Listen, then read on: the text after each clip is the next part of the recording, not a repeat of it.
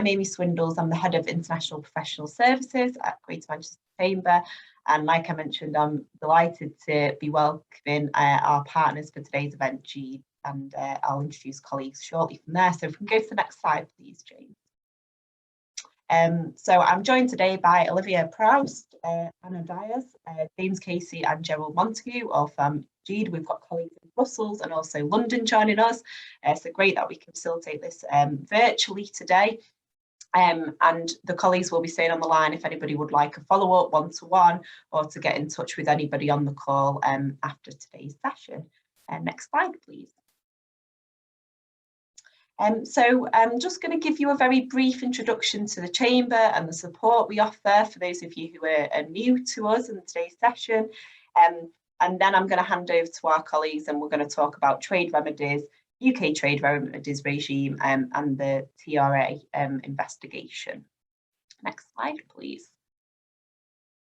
So for those of you who don't know who we are a membership organisation offering business support across Greater Manchester and also to companies outside of the area. We've got over 4,200 members, so we are the largest accredited chamber of commerce in the UK.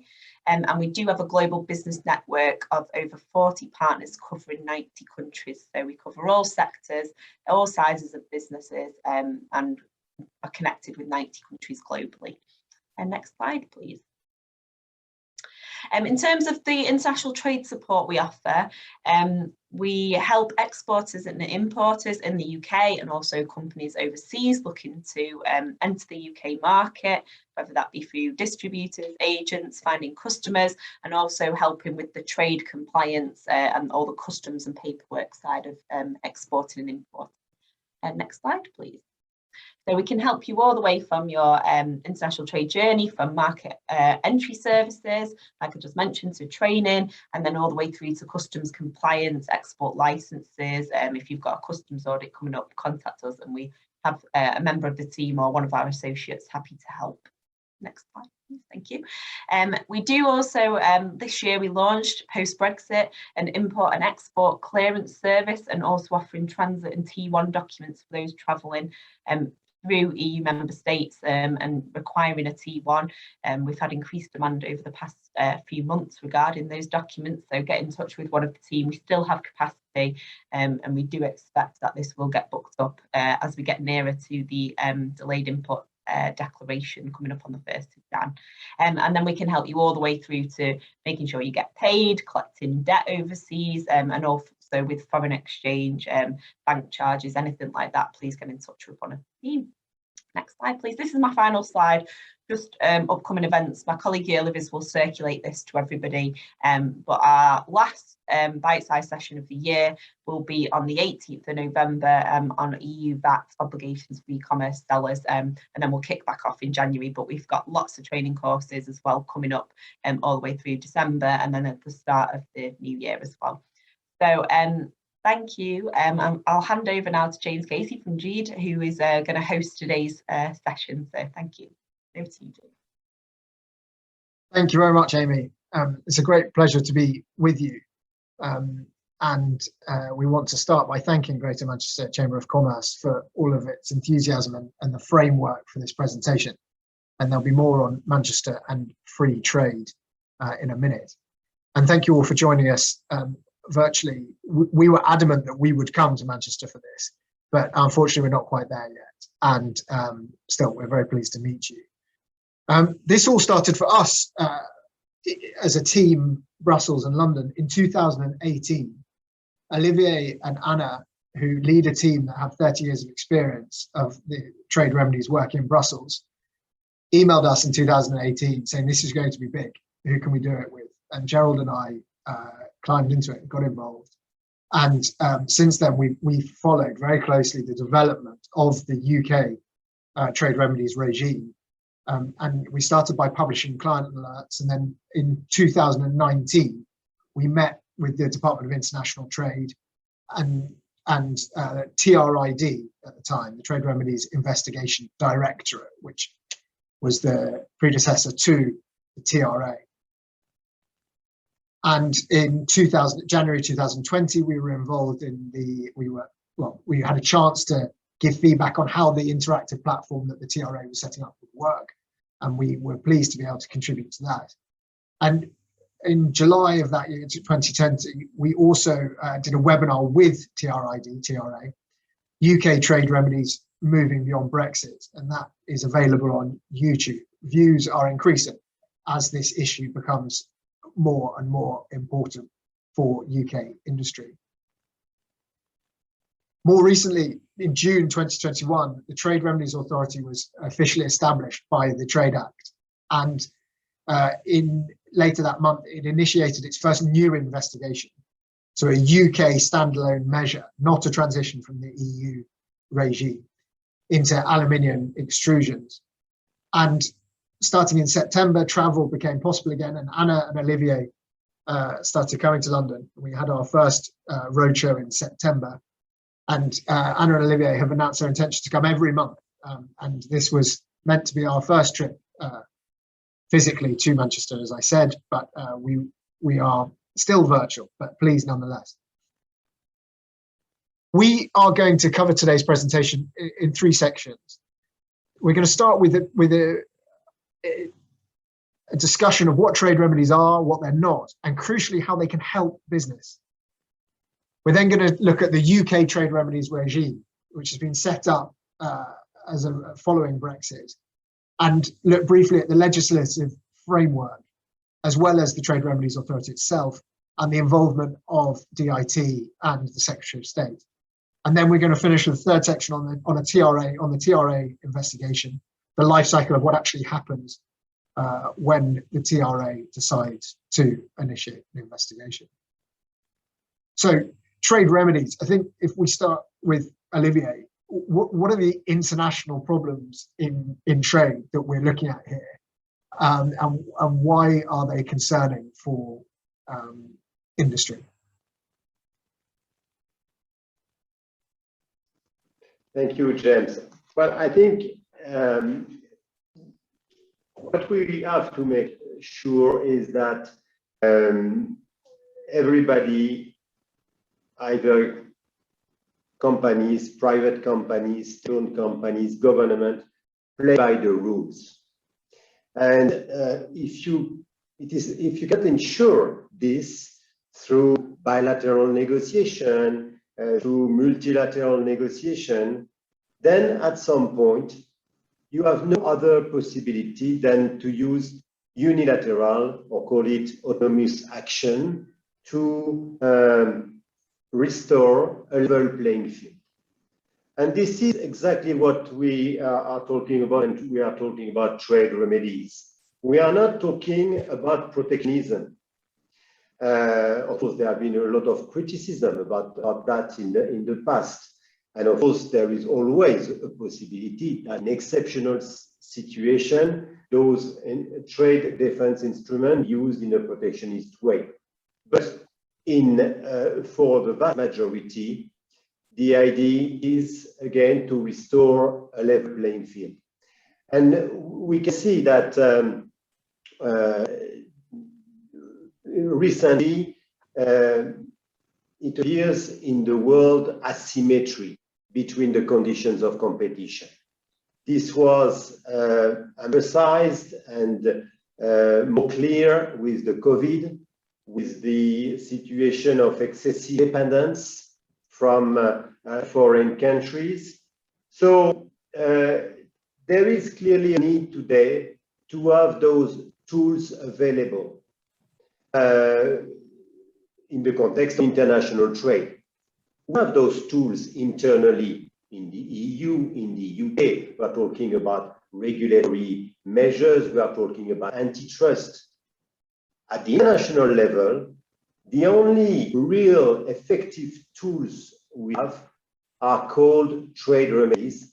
And these are the three remedies you have in front of you: dumping, subsidies, so dumped imports, subsidized imports, and this is something, an instrument which is different, which is the safeguard measure, because the two first instruments, dumping and subsidies, are aimed at addressing unfair practices.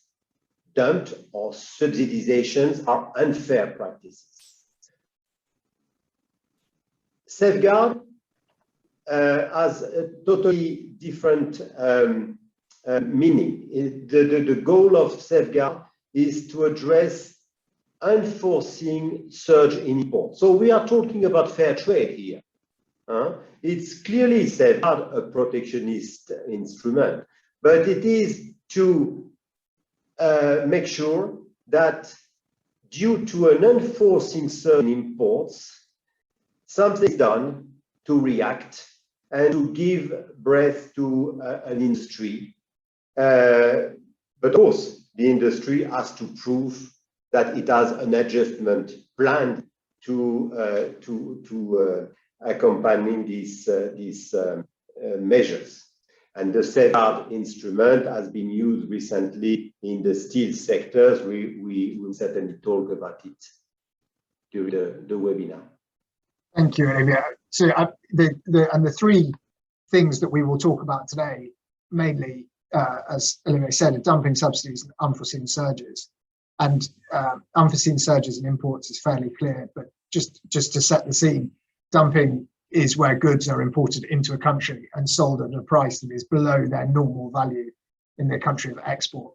And subsidies is where a government or foreign authority is making a financial contribution to the manufacture, production, export, or transport of the goods.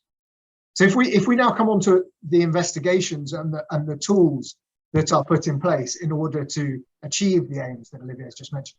Anna, if we look here, we see the dumping investigations, subsidy investigations, and safeguard investigations. What are the possible forms of duties that result from these investigations? And what is the interest for the domestic industry? Yes, thank you, James. So indeed, as you said, you have those different types of investigations, but in the end, all of them will come to the result, which is imposing a certain duty at the border, which is aimed at leveling the playing field. So it's rendering the trade between those two countries, rendering it at a fair, normal level again. And how can you do that? Indeed, there are different forms. The most common one that you see in different countries, and of course the UK system is new, so we're expecting to see the same kind of evolution there, is an ad valorem duty. So it means that, let's say you have been importing a kind of steel from China into the UK and you have an investigation. So at the end, the authorities, they conclude that they were dumping and they will impose an ad valorem duty, which means they will find for some calculations, technical calculations, that they were dumping, let's say at around 20% of the price. That was the difference between their prices in the country of origin, in my example, China, and the UK. So they will apply a 20% duty to the value of the good at the customs border, which means that as from that point, if it's 20, 15, it can be 50, 60, it can be very high, the duty. Every import of that product will be paying that percentage expressed in terms of the value of the good. But there are other forms as well, and sometimes you need to think of other forms as to meet everyone's interests, right? Because you have the interest of the producers, but you also have those who need to import sometimes the products. So there are different interests to put in the balance, and sometimes you can give a quota. You can say up to a certain volume of products being imported to the UK, they will actually pay no additional duties up to a given volume. But once you surpass that volume, you will be paying 20, 15, 50%. Or you can also express that in a full amount, really a fixed amount. You can say, let's say the ton of steel, I'm making it up here, it costs $1,000, and you will be imposing it at a 200 fixed rate. So every ton will be paying 200 at the border. Sometimes it's a combination of all of that. Many times it's as simple as a percentage, but you can find combinations, and that's what you usually apply when you have different interests to put in the balance. But the important thing being that the aim of that and the ultimate goal and objective of doing that is leveling the playing field. It's making them compete on a regular level again, and allowing the local industry, the UK industry, to be briefing normally again, and being able to make their investments and being selling on their market, and also continuing to be developing their activities. Regain their competitive advantage, or as you say, level playing field. Thank you, Anna. We've done a slide on the prevalence of these tools and the history of them. And we actually think we can go further back than 1947, and we'll get to that in a minute. But one of the second bullet point there is increasingly important in a globalized world. And yes, that's certainly the case. But I think the important element there is also the coexistence of different models of economic governance.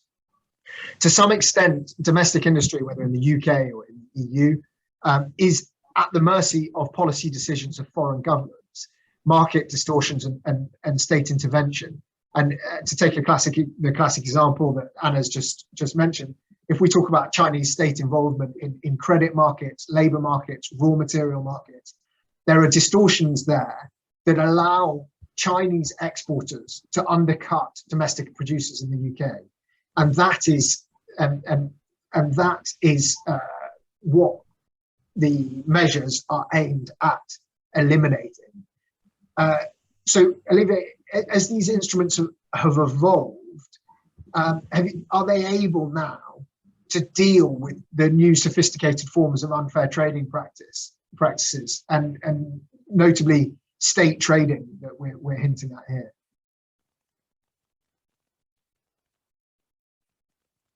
And I think you're on mute. Sorry. Yes. Sorry. Thank you, James. Yes, I think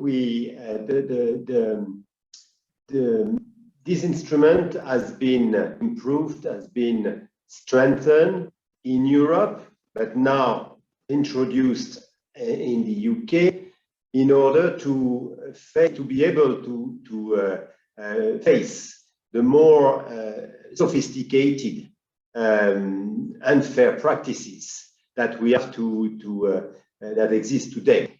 It can come from China, of course, where there are a number of state interferences. It can come from links between China and some other countries, but it can come also from totally different countries, like the United States. We will talk about one case in a moment, where those state interference can also exist. And in the regulation, and in the UK regulation in particular, there are possibilities to, in the calculation of the dumping or in the evaluation of the subsidy, to tackle this kind of distortions resulting from state interferences. One major example today is the fact that if you want to simply compare the price in a country, let's say China, with the price in the EU, you will not reflect the fact that there are huge, sometimes huge distortions in the cost of raw materials. So when you are calculating what we call the normal value in the context of dumping, which is basically the price in the foreign country, you need to find a way to reflect the fact that the cost of raw materials that appear in the records of the companies are not those reflecting international price due to state interferences. So the legislation, in particular the UK legislation, which is relatively similar to the EU legislation, allows to take into account these distortions, and with which goal? Well, in order to have at the border a duty which is sufficiently high and adequate to reflect those distortions in the cost of raw materials. I think I am insisting on that because today this is becoming a reality in a number of countries, and this leads to distortion, to asymmetry in the conditions of competition. So yes, these instruments have been strengthened, have been improved, but it has been improved also by the interpretation, by the practice of the government, EU, UK in the future. Why? Because we are talking about rules which date from 1995 and which at the WTO, at the level of a multilateral level, have not been modernized. So there was no other option in view of the new reality of the world to be more towards rules with more teeth in this respect. Thank you, Olivier. That's helpful. And as you mentioned, we've got some case studies, and I think when we let's look at these now, and if we can talk about the benefits and the risks in the real world and the benefits to business. So if we've got three examples here, two positive, one less so. Olivier, Anna, I don't know how you want to divide that up, but please tell us what do we take from these particular examples? Well, maybe Anna, I can start by the biodiesel case, because it's a long story and a long battle which involved the EU producer, but also UK producers at that time in the context. It dates from 2007, 8, 9 in the context of the biofuel, the diesel industry, which at that time was relatively nascent, infant. And at that time, and there was in particular in the UK a producer that started this adventure. But at the same time, in the US, a law was encouraging the blending of biodiesel with petroleum diesel. And US biodiesel producers could therefore be subsidized up to $300 per ton. Huge, by adding just a drop of mineral diesel to biodiesel when releasing B99 blend for consumption. And since the blenders and there was a tax credit given for this solution, and since the blenders credit was not restricted to US consumption of biodiesel, but could be used for export to other countries, including the EU, which was the most attractive market at that time. There was in few months a surge of imports of biodiesel from the US to the UK, and at price which was extremely low. There was substantial discount. And of course, in the absence of reaction, a complaint was lodged by the EU producer, including the UK producers at that time, and duties was imposed extremely rapidly, with an amount of around 250 euro per ton, equivalent to the subsidy of the US. And it was a matter of life and death for the producers and the UK producers in particular. In particular, because I remember in 2007, when we had the first meeting in Brussels with this company, they were urging us to get results extremely soon, because this was again a question of survival for these companies. So it shows that these instruments, if it is adopted quickly, and the Commission or the UK can act quite quickly in doing that by imposing measures, but also by registering imports with a view to adopt retroactive duties, can have a real positive effect for a company. Thank you, Olivier. That's the positive. Anna, can you tell us about the trout? I mean, let's talk about the view of SMEs. That's particularly interesting, I think. Yes, that is an interesting example, because I mean, too often we hear companies telling us that they are concerned about trying to bring a case because they are not one of those major sectors in the economy, that they are composed of SMEs, that there are a lot of companies, and that just putting them together is not possible, sometimes they think. So I think that the Trout case is an example that, yes, this kind of tools are open to sectors like the steel industry that traditionally has used that many times, but it is also open, available, and effective for those industries that are more fragmented and composed notably of SME companies. So the Trout case, we have been working with them for a number of years. And back in 2015, this case was brought. And to be able to bring that case, of course, came the question of how do we build it? It's not about having 5, 10, or even 15 players in the market, like in some sectors. It's hundreds of small farms spread around the entire EU and also in the UK. So what we did is, by talking to some of them, and it all started really on a fair event that happens every year in Brussels for the fisheries sector, and by talking to some of them, we realized that there was a problem, and that problem was coming from unfair imports and low price imports from Turkey.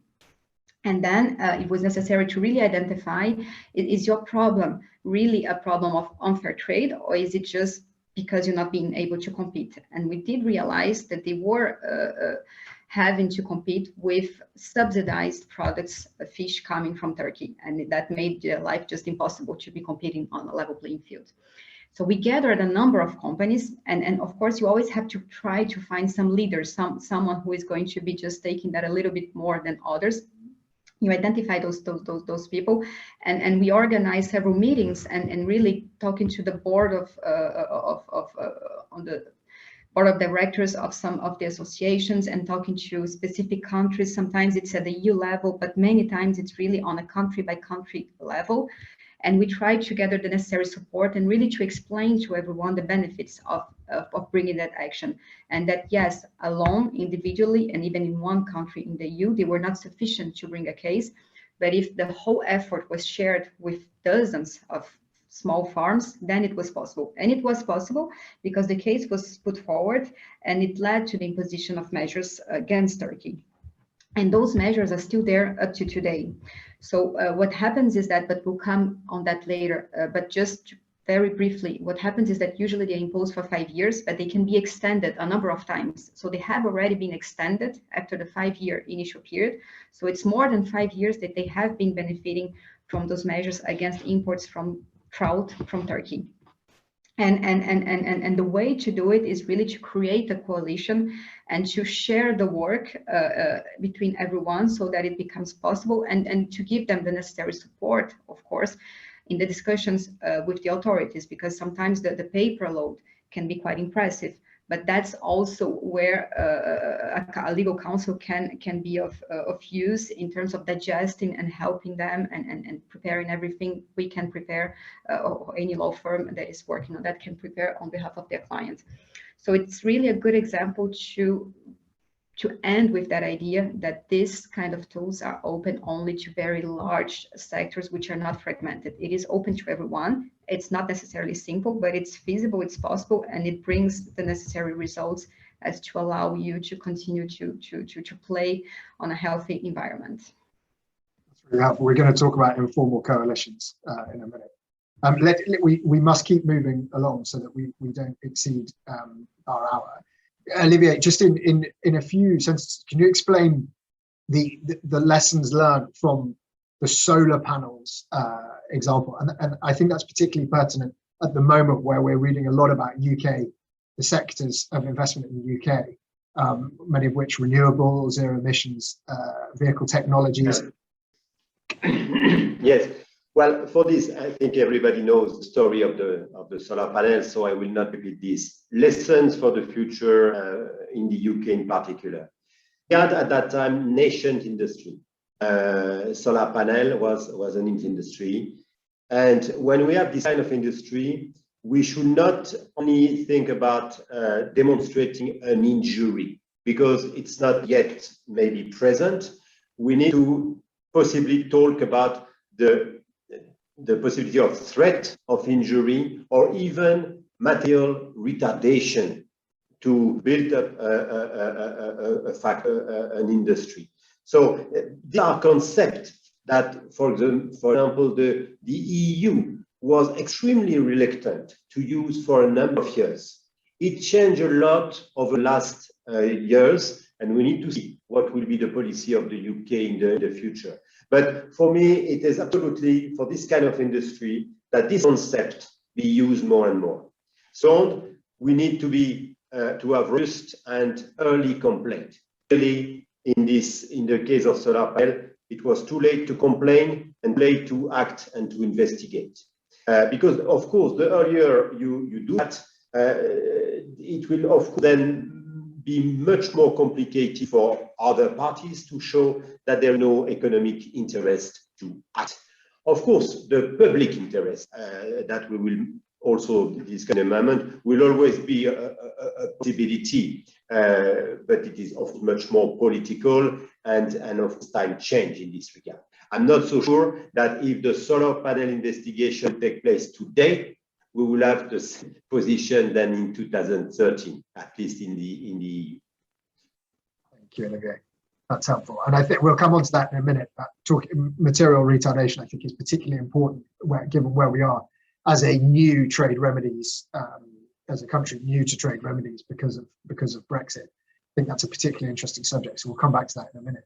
But now, Gerald, we promised more on Manchester and free trade. So pre-1947. So just very briefly, please tell us what you found on that. You're on mute, Gerald. Sorry. Thank you, James. So, going back to the 18th century, the sort of history of Manchester's involvement in the sort of free trade movement as it was then, and in trying to get the balance that Olivier and Anne have been talking about between allowing free trade as much as possible, but realizing that there are times where domestic industry needs to be protected in order to allow it to build up so that it can trade freely on international markets, is something that the Manchester has been involved in back then. The quote from the Travels of Tom Thumb actually is, I believe, the first travel book for children that was written in the 18th century. So if you were bringing up a child in the 18th century, the idea was that Manchester was associated with trade as far back as that.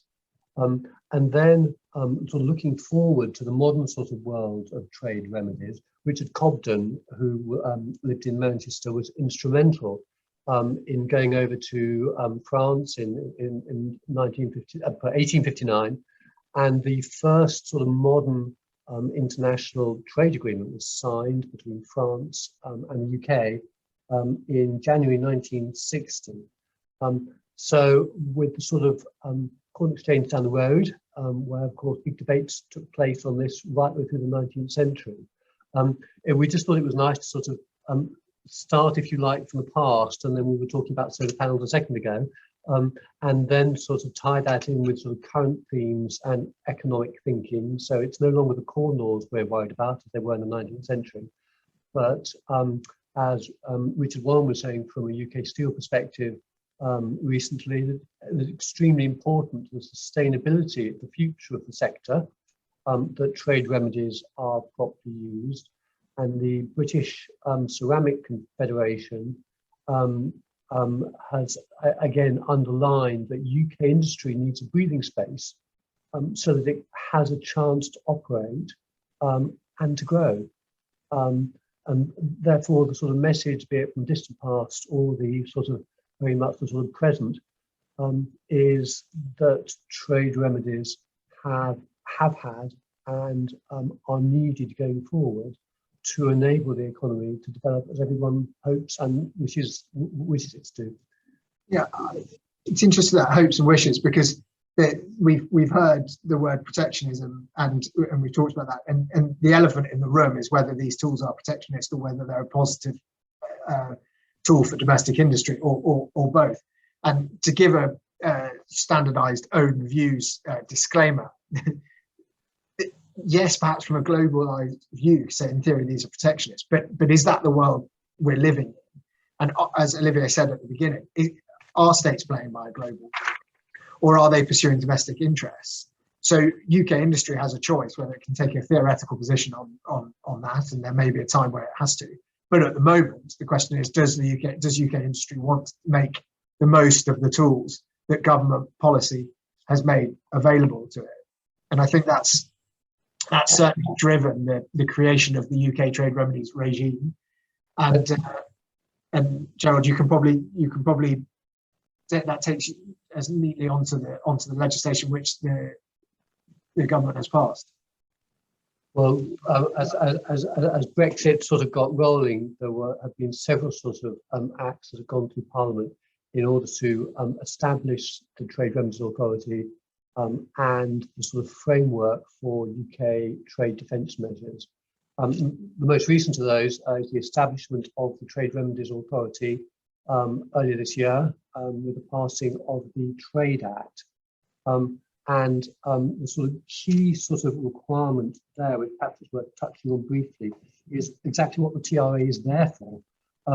And Section 7 sets out the TRA's role to provide provision of advice, support and assistance to the Secretary of State. And a sort of key element of that, which the Act recognises, is that the Secretary of State can consult the TRA, but before the Secretary of State does so, there's a statutory duty to consider the operational independence of the TRA and its ability to make impartial assessments when performing its functions. So the TRA has a sort of very broad brief to provide the government with assistance that the TRA considers appropriate to promote international trade and to help the government implement trade remedies as appropriate to protect the British economy. And the government can also, so it's a two-way dialogue, if you like, can also ask the TRA for help, but it's key that it's required to respect its independence when it asks those questions. So the TRA therefore has power to conduct investigations into dumping, subsidy and safeguarding situations, which is given to it by an act passed, one of the first Brexit acts in 2018, the Cross-Border Trade Act. And it has a duty to recommend, if it thinks it's appropriate, anti-dumping measures, countervailing or safeguarding amounts. And there are then a number of statutory instruments that have been passed which set out the procedural framework within which the TRA is required to conduct its investigations. And then each investigation leads to a recommendation to the Secretary of State. And the Secretary of State, then under primary legislation, has a duty to consider the recommendations that the TRA has made. And then there are procedures to require the TRA to reconsider its initial advice and also to provide scope for appeals where interested parties aren't satisfied with the approach that's been taken. It's a helpful summary of the TRA as well, and that's on the slide here as well, the independence of the TRA and the transparent approach that takes these technical evaluations. And on the transparency point, the TRA keeps a public profile with non-confidential information, public file, sorry, with non-confidential information, and a private file where the confidential information that businesses are submitting is available to the investigation. So transparency's since the beginning been cited as a watchword. And the point of the TRA's approach is an evidence-based approach in the investigation process with contributions from parties, as we'll see later, to come up with an evidence-based recommendation. And Gerald, we started with transition reviews and now we're on new investigations. What, if you just summarise very briefly what the differences between those two types of reviews were, and why now, since June 2021, we're at the dawn of the new era. Okay, well, transition reviews are very much a child, if you like, of the UK's exit from the EU, because the EU had and has a sort of wide range of trade remedies that over the years it's deployed to protect EU member states where it's been felt appropriate to do so.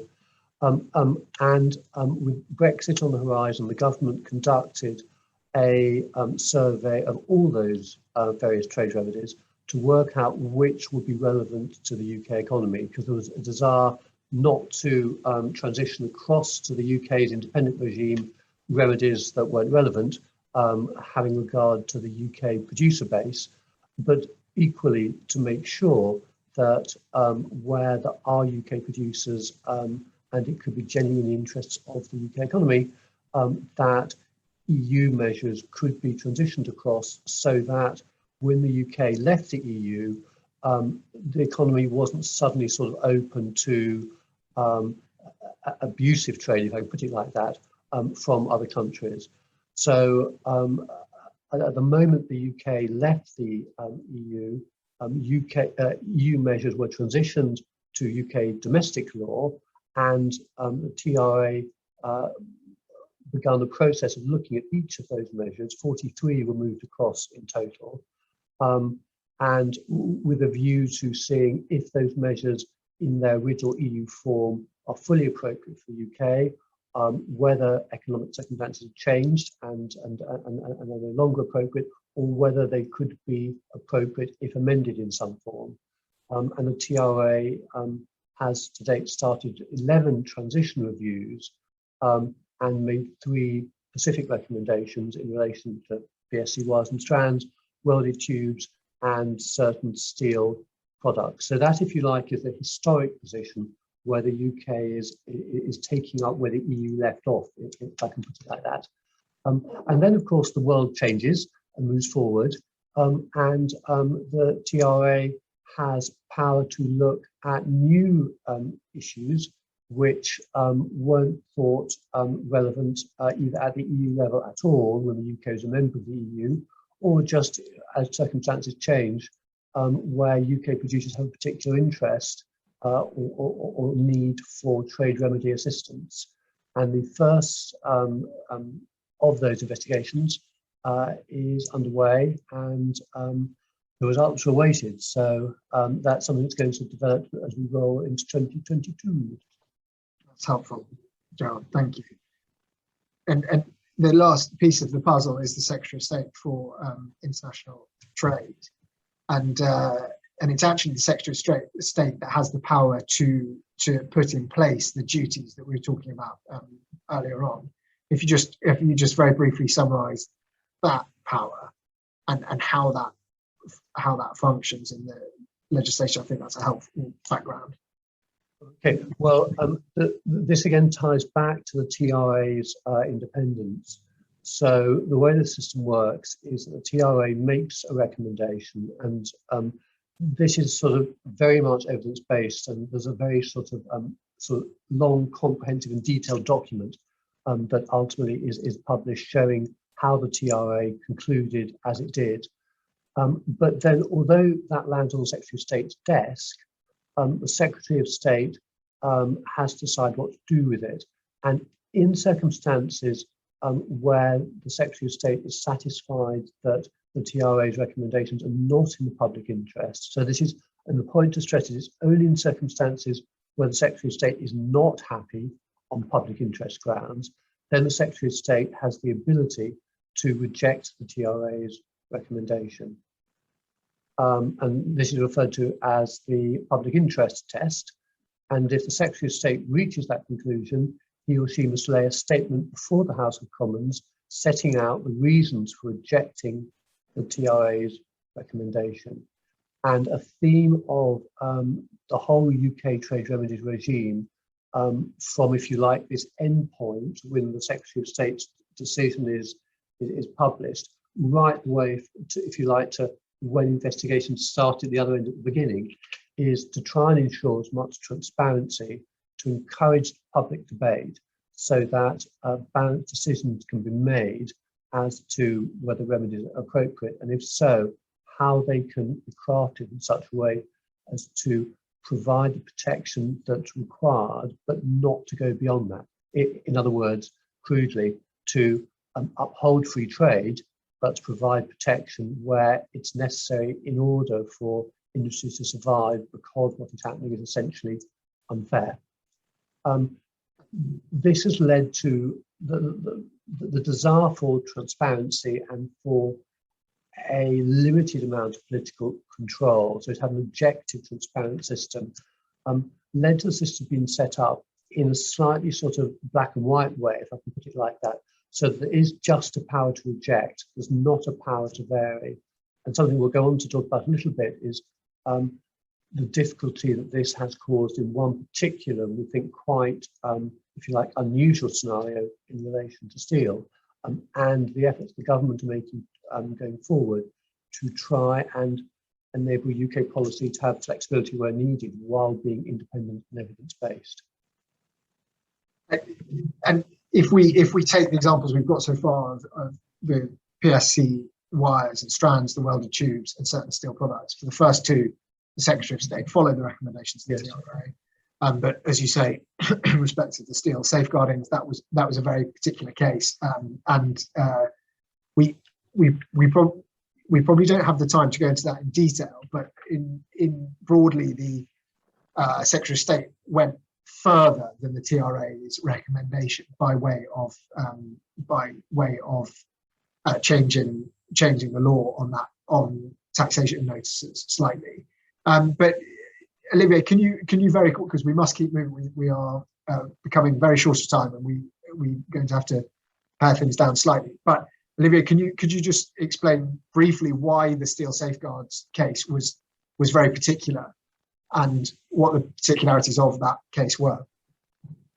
Well, I think for those who do not know these sectors, it is absolutely exceptional, and this is why I don't think what happens in this case is representative of what could happen in the majority of cases. Why? Because at the origin of all this, we have illegal measures from the US, not adopting a normal set of measures, fulfilling the conditions of increasing imports, injury, causality, etc. No, taking measures based on national security. So there is an illegality at the beginning of all this. I'm not saying that in view of this situation, the EU or the UK can do anything, but and of course, what is done is must respect in particular the WTO, because the UK left the EU, but not the WTO. What is so clearly for this is not representative of what could happen in other cases. In particular, it was a safeguard and not dumping or subsidy. What is particular is that as a result of public interest test, the Secretary of State is not able to modify the position of the TRA. And the public interest test is a bit like in the EU, the vote of member states. For a long time, the states can only say yes or no. But for a few years now, there is a possibility through an appeal committee to also modify the position and the conclusions. So, voilà, but no, I'm not going to continue on this, just to say that due to this particular exceptional situation, back to the Trump administration, it should not be a representative of the normal proceeding in the UK, and I'm sure we will see it in future. Thank you. Let's go now, and we'll move quite quickly through these slides to talk about the TRA investigation and how it would work in practice. And the main tests are set out on this slide. And the first step is to establish that dumping or subsidization, or there is a surge of imports, and that's causing your industry injury. And then establishing that there's a causal link between the dumping, subsidization, and the injury. And there are some what are known as the representativeness criteria to do with the UK market share and the support for the application by or on behalf of UK industry. So we'll skip straight to this slide about the pre-application period. And Anna, we in the context of trout, we started talking about informal coalitions. Let's talk about the pre-complaint period and building that informal coalition, and what happens in that period. Yes, absolutely. So I think here the first important issue to mention is the distinction between the theory and the reality. So based on our experience, of course, we have to adapt that and transpose that to what will be the practice in the UK. But based on all cases we have represented in the EU side, we see that in theory, a complainant can simply come and fill in a form on a website and say, I have a problem, here is my problem. And then you may have a complaint, and then the whole thing goes alone. That's the theory that some people may think, and be a little bit frustrated when they realize it's not the case, because the reality is that, yes, you do have that possibility of just sending an email with some forms and providing some initial information, but then very quickly the companies realize that it's a lot more than just filling in a simple form and sending an email to the authorities. And that's about the pre-complaint period. So that's what the local authorities do, and we have been discussing with them in the UK, and I think they're very, very well prepared to be helping you in that procedure, is that there's a lot of informal discussions before anything official is really filed. And the reason being that it's important that you, the company, is trying to have a solid case before going officially and publicly on the case, so that you can really go up to the end of the investigation and get your measures that you need against the unfair imports. So what needs to be done is a communication, of course, an open communication with the local authorities, and we're sure they're very open and they're readily available, and it's a great effort, and they're well equipped. And as part of that, and it come either before or in the middle of that, we do feel in practice that it's important for companies to be guided with legal counsel on what's next, how to prepare a solid complaint, what kind of information, what's enough, how to say to the authorities sometimes, look, I gave you enough, or to the opposite, to realize that yes, they need a little bit more. How can we gather this information through our coalition? If we are talking about a coalition of 2, 3, 5, 30, 40 companies, who gets what kind of information, and to try to consolidate the entire thing. Because part of what the information that is necessary, of course, to be able to, it's a serious procedure. Of course, you're going to be imposing measures against imports from a given country. So you do need to prove some evidence that there is an unfair practice. And as James just mentioned on a few slides before, that this unfair practice is causing you injury. And all that needs to be substantiated in different forms and in different kinds of questionnaires. So the local authorities, together with the legal counsel, will be providing the necessary support as to be guiding the different companies and the different players in every step of the way, so that a solid, robust complaint is lodged, which ultimately leads to the result, because otherwise it just stops in the middle of the way if it was not well prepared in the beginning. And it's interesting to note that the TRA is, we said in the title of our presentation, on the side of UK industry. It's not like contacting HMRC, which will be the authority which takes money or takes tax from you. It is an authority that is aimed at helping UK industry. So that's interesting. We should just briefly touch on the yeah, and market share. James, if I may, just one point on that, because it's very important, is that because that's one concern, a regular concern of companies, is that whatever information companies will give to the TRA will remain confidential with the TRA, and the TRA will not be in the position to disclose it to any other agency in the UK. It's really between you, the TRA, and if you agree, if you company agree, they can use that information in the procedure, but they always need your green light, your approval. So it's really confidential until you say you can use it, and they cannot share it internally with any other authorities in the UK. That's helpful, thank you. And goes back to the confidential summary and non-confidential summary. We should just touch on this because it's very important from a practical point when people are thinking about building these coalitions, which is that there's a market share and a standing requirement in the legislation, and UK industry's market share has to represent 1% of the overall market share for the light goods in the UK. And in terms of working out whether the application is made by or on behalf of the UK industry, the conditions are that it is supported by members of that industry, producers in that industry, whose collective output constitutes at least 25% of the total production in the United Kingdom of the light goods, and is not opposed by an equal or greater percentage of producers in the same UK industry. So we'll touch on that briefly.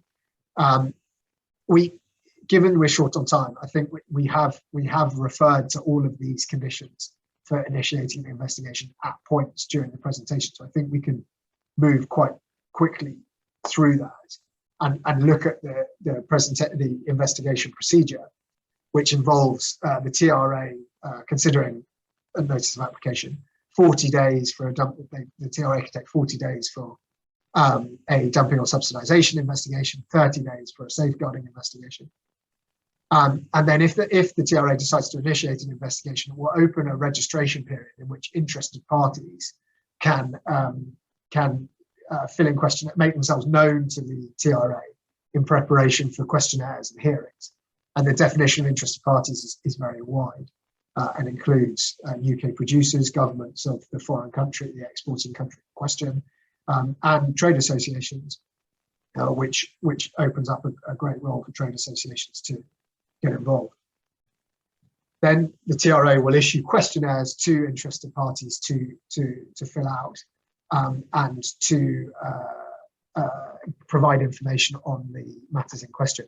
There's also another group of people, which is contributors, which is all parties other than interested parties who have made themselves known to the TRA during the investigation period. So there really is great scope to get involved depending on which side of the border you are producing your goods on. And then the TRA may at any time have a hearing at which interested parties and contributors present their views.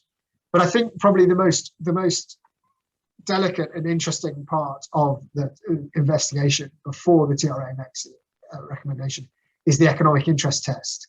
And we've summarized that on this slide, but I think it would be helpful, Olivier, if you summarize it even more with a broad description of what the economic interest test, which exists in the Yes. and the legislation, seeks to achieve. James, yeah, thank you.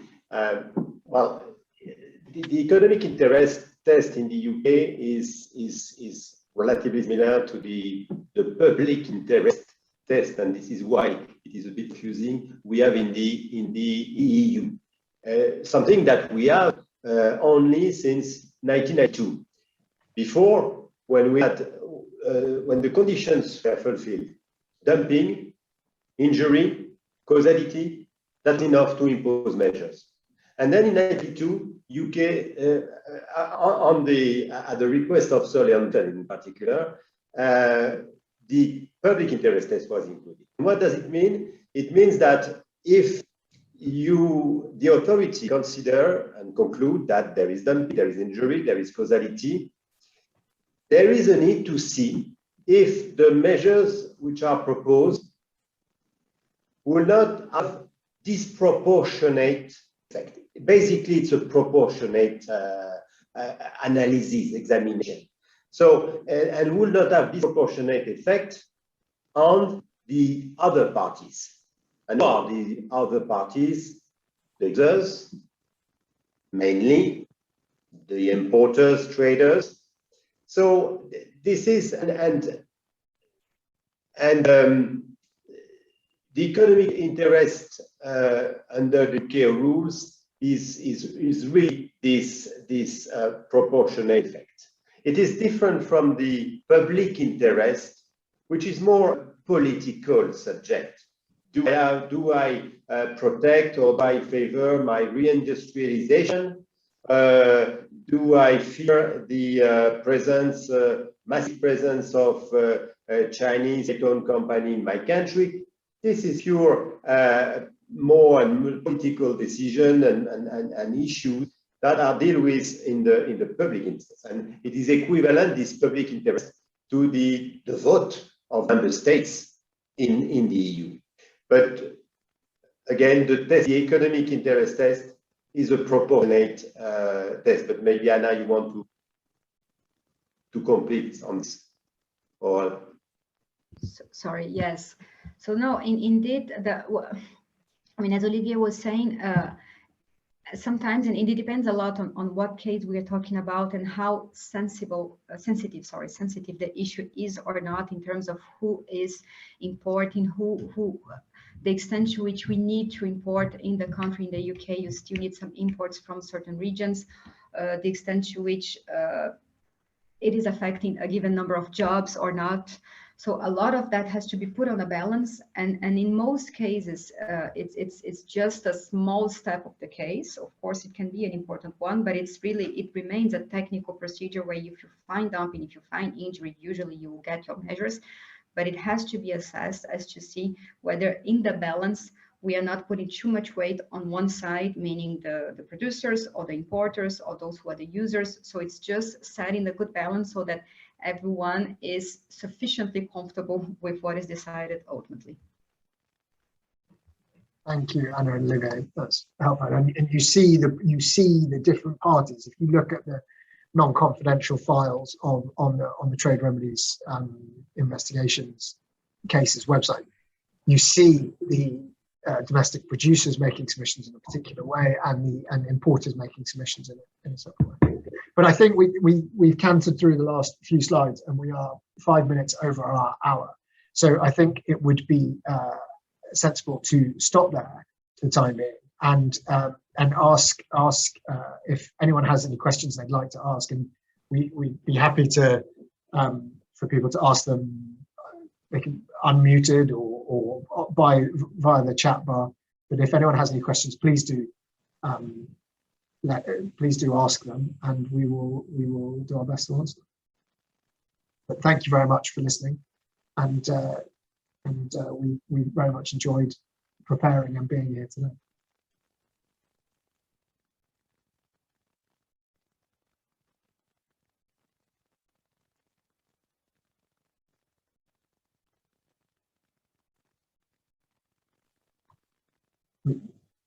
There is, of course, if we go with the Q&A box, there is, of course, the risk that we end up with total silence. But I think one of the interesting, we talked about material retardation briefly. I think that's really fascinating for where the UK is now. If you go on great.gov.uk, you find a number of sectors that the government has identified for particular support, and or as the important sectors of the economy. And there is the possibility that these sectors will try to grow and get off the ground, and UK producers in the supply chain, but not be able to, because the supply is dominated by exporters from different countries who are not playing by the rules. So I think that material retardation that is of real relevance to the UK. Anna, I don't know if with your view of the UK and the EU, you think that's a particular interest. Yes, this is an issue that is of increasing importance, not only but also on strategic industries. So, but it can be to a number of different industries as well. And the thing is that what we see in some situations is that you don't have yet a strong local industry. But one of the reasons why you don't have it, it's because there are already so many imports from whichever destination, whether it's China, the US, Morocco, and those imports are preventing the local industry to be really increasing to the level it could have been increasing if it were not for those unfair imports, or to be developing new sets of lines of products and to be developing new generations of products. And it's just that while we have those imports coming in, they would just not be able to develop to the space they should be able to. And that's the material retardation, is to see that even though I'm not a strong player, I should be a strong player, and I can be a strong player if I have the conditions in the market. And while I have to fight with unfair imports, I will not be. So that's the kind of reasoning behind. And that is of really increasing importance, because you do have the industries that are not yet there, but that want to be there. And it can be for strategy reasons or just by economic reasons, and that deserve to have their chance to compete on a level playing field. But maybe Olivier, on the base of your experience, because we have been discussing that many times to serve strategic industries like the batteries, maybe you want to give an example as well on that? No, maybe not an example, just to say that material retardation concept was included in the WTO GATT a long time ago, and it was mainly for developing countries at that time. So it's interesting to see that we are going to develop now those concepts, whether it is threat of injury of material retardation for nascent industry in our countries, and with maybe more success, because by that time, material retardation, when you try to see example of use of this concept in the past, there are very few cases, if not at all. But this is something that is absolutely necessary to insist on for a new and innovative sectors. Because again, you are not in a position, and that's the problem of this instrument. If you do not try to develop this concept, you will not be in a position to show the existence of an injury. It's too early, but if you wait, it will be too late to get the protection. So there is a right balance to achieve. Thank you, Olivier. Well, there's no point in keeping everyone. If everyone's happy, we will thank you very much for your attention. We put on the screen there Amy can explain what Amy's come back. We can explain what's on the screen, contact details. But from Gide, thank you very much for coming, and do feel free to contact us with any questions, and we will circulate the slides for those that want them as well. Thank you. Thank you very much, James and team. Thanks for hosting. Really informative session. I hope you've managed to take something away from this. If you do want to get in touch, please just either message the team directly or come via ourselves, and my colleague Yerli Vision will connect you with James and the team. That's just a little bit of information if you've got where to send queries to, so general import queries, and if you've got documentation questions there, the email addresses there, and further information about everything Brexit related can be found on our GMCC Brexit Hub, which we update regularly with blogs and things. And we will upload this session to that, and also to our YouTube channel, so we will share the recording. But thank you very much to Gide and the team, and also to Neve for helping us pull to get today's session together, and hopefully see you all in 2 weeks' time. But thank you everyone for joining us. Bye-bye. Thank you, bye-bye. Thank you, everyone.